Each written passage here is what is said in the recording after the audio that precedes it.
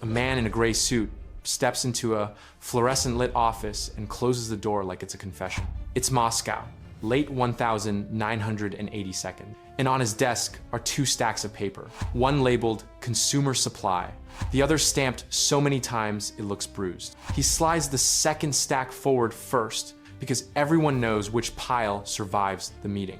And the strangest part is this: the country is short on meat, soap, and spare parts. So why does the military budget always seem to find a way? Tonight, we're taking a tour of the Soviet military first budget, the hidden logic of a superpower that funded tanks, missiles, and divisions with a consistency the civilian economy could only envy. And 1989 matters because the mask is slipping, perestroika is loosening controls, the public is asking sharper questions, and the system is trying to be both a fortress and a reformer at the same time. This isn't just about generals and parades. It's about incentives, careers, factories, and fear how money and materials flowed toward defense first, and what that did to everything else. But here's what nobody tells you. In the Soviet Union, the most important currency wasn't rubles. It was priority. Start with the simplest image of Soviet life, the queue.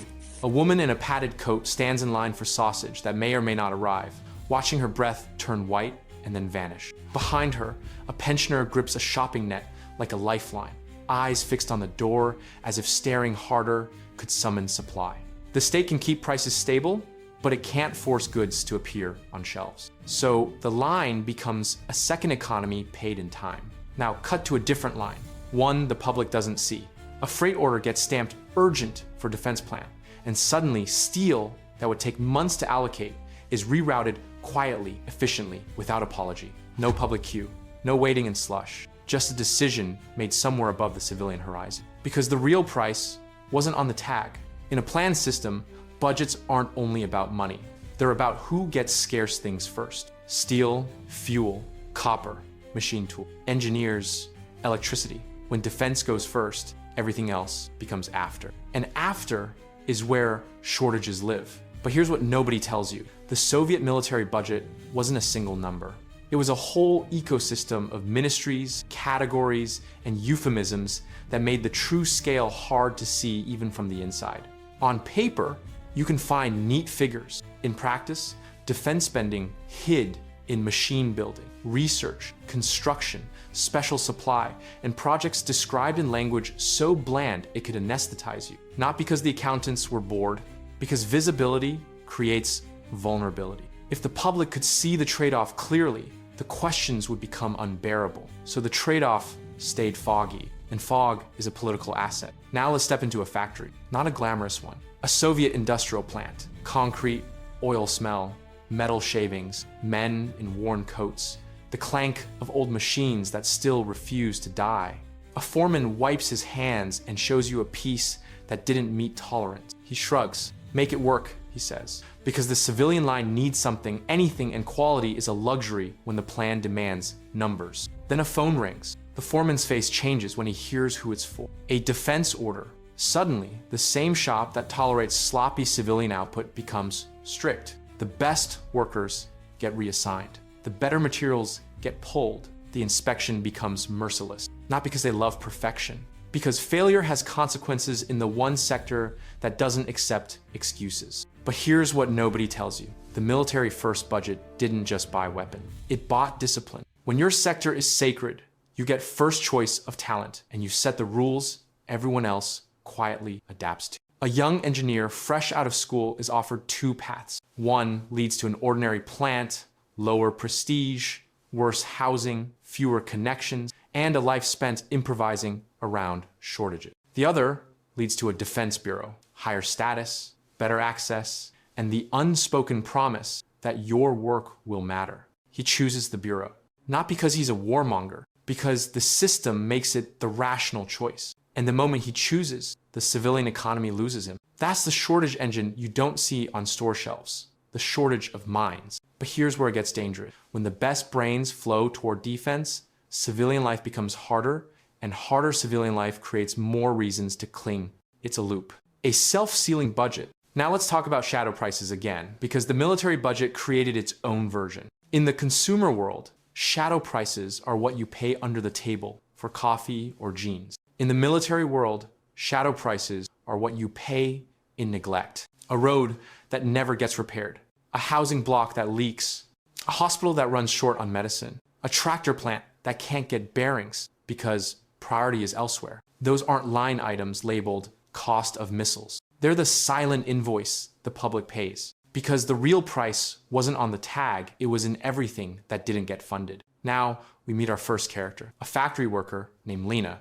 She's in her 30s, works at a civilian plant, and her hands are rough from handling cheap materials that crumble to. She brings home a wage that looks fine on paper, but her real life is measured in substitution. Margarine instead of butter, repairs instead of replacements, apologies instead of plans. Her brother works in a defense facility outside the city. He doesn't brag. He doesn't need to. When he visits, he brings small things that feel enormous. Decent soap, a tin of coffee, spare parts that are somehow always available for him. Lena laughs and calls him a magician, but her eyes stay on the coffee too long. And that's where it gets dangerous. When families become little border crossings between two economies in the same country. Now let's walk into the bureaucracy, because that's where the military first budget becomes almost physical. Imagine a ministerial meeting in a room that smells like cigarettes and men in suits argue with the emotionless precision of people who've practiced this dance for decades. A civilian planner asks for more resources for consumer goods. A defense representative responds with a word that ends debates: security. It doesn't matter that security is expensive. Security is the argument that eats all other arguments. And here's what nobody tells you. Security wasn't only about foreign threats. It was about domestic stability too. Defense factories employed millions. Defense cities housed entire populations. Defense procurement fed a vast chain of subcontractors. If you cut defense spending, you don't just reduce weapons. You risk unemployment, unrest, and the collapse of industrial networks that hold the state together. So defense becomes untouchable not only because of ideology, but because of dependency. The country builds a machine so large it can't be turned off without shaking the whole building. Now meet our second character, a military officer named Sergey. He's not a cartoon villain. He's a man with tired eyes who has spent his adult life inside the logic of readiness. He lives in modest housing, deals with bureaucracy, and complains about the same shortages everyone else does. But he believes something deeply, that the West is watching, waiting, probing. He remembers stories of war from his parents. He's seen what weakness can invite. So when someone questions defense spending, Sergey hears something else: naivete, risk, a dangerous softness. He's not wrong to fear. He's also not seeing the whole bill. But here's what nobody tells you. People don't argue about budget. They argue about nightmare. One side imagines invasion, the other imagines hunger, and both feel real. Now we reach the goods themselves, the military output, the budget protected. You think of tanks, jets, missiles, submarines, but behind each of those is an entire industrial universe. Engines, optics, electronics, alloys, fuel, maintenance depot, training ranges. In a country where a household appliance might break and stay broken for months, the military had to maintain complex systems with high reliability. That requires spare parts. It requires quality control. It requires predictable supply. So the military first budget didn't only pay for new equipment, it paid for a maintenance culture that civilian life rarely received. And that's the irony. The Soviet state could build extraordinary machines for war, while ordinary people struggled to keep their kitchens running. Because the real price wasn't on the tag, it was in the contrast. Now let's turn up the tension. Because budgets don't just allocate resources, they create power. When defense is first, defense institutions become political heavyweights. They gain leverage over ministries. They gain influence over appointments. They gain the ability to demand and receive. And with leverage comes temptation to overstate needs, to hide inefficiencies, to protect programs that exist as much for careers as for security. You don't even need corruption for this to happen. You only need incentive. If your promotion depends on your project surviving, you will describe your project as vital. If your factory's survival depends on defense orders, you will make sure defense orders keep coming. And that's where it gets dangerous, when a budget becomes self-justifying. Now add secrecy. A civilian program can be criticized publicly. A defense program often can't. That means mistakes can be buried, costs can be disguised, failures can be reframed. In the consumer economy, people complain loudly because they feel the shortages every day. In the defense economy, People complain quietly because they're trained to keep quiet. So feedback loops break, and broken feedback loops produce waste. Not because everyone is incompetent, because systems without sunlight grow fungus. But here's what nobody tells you. The Soviet military budget was also a kind of social contract. It promised pride. It promised status. It promised that whatever else was broken, the country would not be. Military parades weren't only propaganda, they were therapy. A way to reassure citizens that their sacrifices meant something, that the state was strong even if the pantry wasn't. And that message matters in an empire built on legitimacy. Now we step into 1989 again, because this is where the tour gets weird. Perestroika is loosening the narrative. Glasnost is letting more criticism seep into public life. People begin to talk openly about shortages, corruption, mismanagement. They start asking, why are we building so much military power while everyday life feels like a scavenger? That question is radioactive. Not because it's treason, because it threatens the hierarchy of priorities. A journalist publishes an article that hints at hidden costs, and suddenly the conversation changes at kitchen tables. A worker says, maybe we can't afford this. A veteran replies, we can't afford not to. And the argument gets sharper because both sides feel cornered. But here's what nobody tells you. By the late 1982nd, the Soviet military first budget wasn't just a choice, it was a trap. The economy was strained. Oil revenues had fluctuated. Productivity was weak. The consumer sector was failing to meet demand. Cutting defense might help, but it could also destabilize the industrial base and political coalition that kept the state functioning. Keeping defense spending high might preserve power, but it could also deepen civilian misery and accelerate public disillusionment. Either way, the bill was coming due. And that's where it gets dangerous, when every option costs more than you have.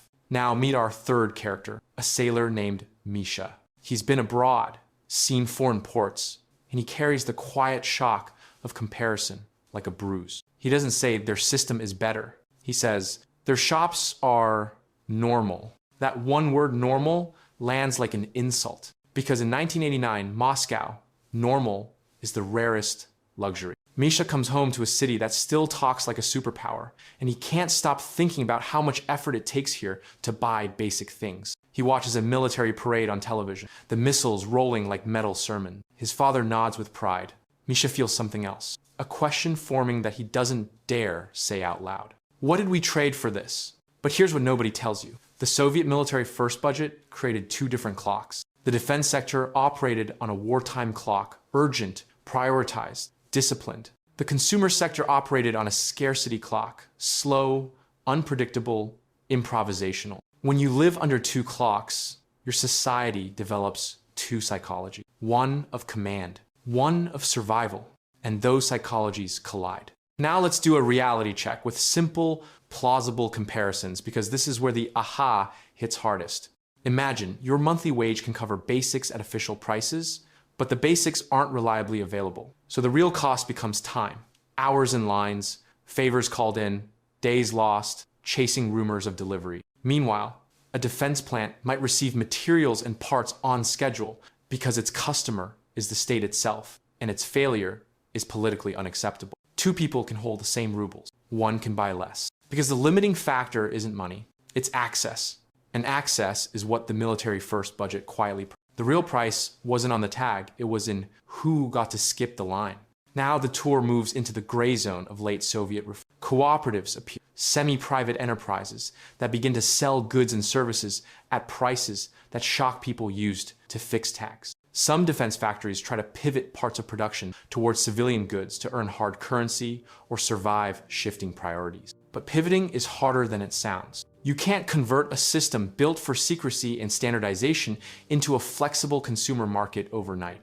And the incentives are messy. Managers fear losing defense contracts. Workers fear losing status. Local officials fear unemployment. So reforms produce weird hybrids. Factories that pretend to modernize while clinging to old supply privileges. And that's where it gets dangerous. When reforms expose how dependent everyone was on the old distortion. Now comes the reveal, the thesis that makes the whole tour click. The Soviet military first budget was a parallel pricing system, not a street price, but a priority price. It told the country what mattered most. by channeling scarce resources toward defense first, regardless of civilian need. And it wasn't simply evil or stupid. It was a rational response to a worldview shaped by war, rivalry, and fear, combined with a planned economy that could enforce priorities brutally well. The aha comparison is this: the Soviet Union could guarantee the readiness of a tank division more reliably than it could guarantee the availability of soap. That's not a punchline. That's an X-ray of incentive. If your system rewards what is measurable and politically vital, you will get that at the expense of everything that's harder to quantify, but essential to daily dignity. But here's what nobody tells you. The military-first budget didn't only starve civilian life. It also protected the system from confronting its own economic weakness. Military output is impressive. It looks like power. It can mask the fact that your consumer economy is failing. So as long as the missiles roll, the state can claim competence. Until people stop caring about competence in war and start caring about competence at home. And that shift, once it starts, is hard to reverse. Now, back to our cold open. The man with 2 stacks of paper. He pushes the stamp stack forward first because he knows the unwritten rule. You don't starve the sectors that keep the state feared, he signs. He stamps, he allocates, and somewhere else, a delivery to a civilian store gets reduced quietly because something has to give. A woman arrives at the shop after work and finds the shelf empty again. She doesn't see the meeting. She sees the result. And that's where it gets dangerous. When citizens experience policy as humiliation. Because humiliation is not just personal, it's political. By 1989, Moscow is full of small humiliations, lines, empty shelves, broken elevators, come back tomorrow, and the constant sense that you're begging your own system for what it promised you. At the same time, television still shows a superpower face: strength, readiness, steel. 2 realities, 1 country, and you can only live in that split for so long before you demand a choice. The Soviet Union, at the end, wasn't only collapsing under external pressure. It was collapsing under internal contradictions, especially the contradiction of trying to fund global military parity while failing at everyday normality. And the military-first budget sits right in the center of that story like a heavy stone. Moscow at night feels like vastness and exhaustion. Streetlights smear gold across wet pavement. People hurry past each other with collars up, eyes down, thoughts private. Somewhere in a government office, another stamp. Somewhere in a defense factory, a shipment arrives on time. Somewhere in a kitchen, a family makes do. And in that quiet space between parades and pantries, you can feel the last years of an empire breathing slowly, uneasily, like it knows it can't keep both worlds alive forever. So here's one specific question I want you to answer in the comments. If you were living in that late Soviet moment, would you rather have the state guarantee strength abroad or stability at home?